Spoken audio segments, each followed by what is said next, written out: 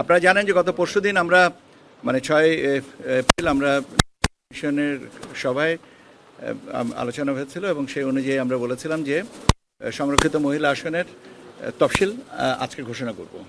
তো আমি আপনাদেরকে একটু জানিয়ে দিচ্ছি, পরে এটার কপি আপনারা নিয়ে নিন। কাজেই এর সম্পর্কে বিভাজন করলেন, আপনারা পরে দেখে নিন। মনোনয়নপত্র দাখিলের শেষ তারিখ হচ্ছে 21 এপ্রিল এবং এটা হচ্ছে নির্বাচন কমিশনের সচিবালয়ের ভবনে।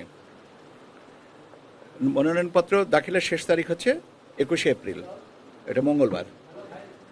রিটার্নিং অফিসার মনোনয়নপত্র বাছাইয়ের জন্যে 22 এবং 23 তারিখ এটা আপনার সময় দিয়েছেন, আমাদের এখানেই এটা হবে।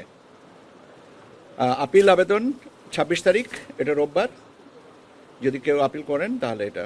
আপিল নিষ্পত্তি 27-28 এপ্রিল। আপনারা এটা কপিটা দিয়ে দেবো যাতে আপনাদের জন্য নিতে। প্রার্থিতা প্রত্যাহারের শেষ তারিখ হচ্ছে আপনার 29 এপ্রিল, প্রতীক বরাদ্দ হবে 30 এপ্রিল, আর ভোট গ্রহণ হবে 12 মে।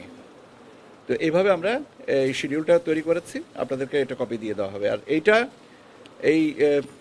কি বলে নির্বাচন করার জন্যে আমরা আমাদের রিটার্নিং অফিসার এখানে আমাদের সাথে আছেন জনাব মঈনুদ্দিন খান, উনি নির্বাচন ব্যবস্থাপনা 2 অনুবিভাগের দায়িত্বে আছেন, উনি রিটার্নিং অফিসার।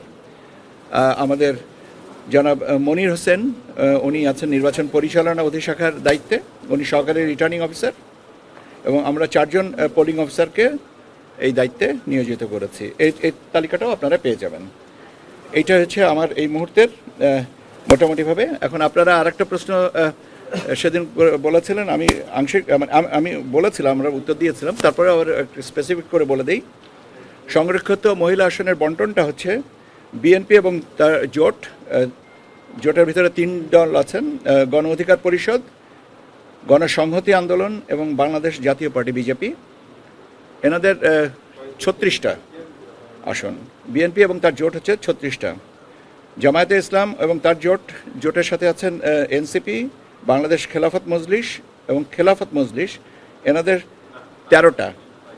6 জন স্বতন্ত্র প্রার্থী একজোট হয়ে ওনাদের জন্য একটা। আর ইসলামী আন্দোলন বাংলাদেশ এবং রুমিন ফারহানা ম্যাডাম, এনারা বলেছেন যে ওনারা কোর্টে এককভাবেই থাকবেন, কোনো জোটে যাবেন না। সো 36, 13, 1 এই মিলিয়ে 50টার হিসাব।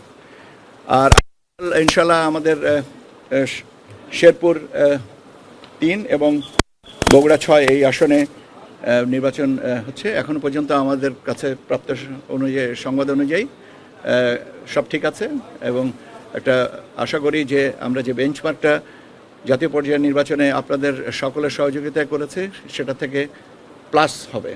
আপনাদের ধন্যবাদ।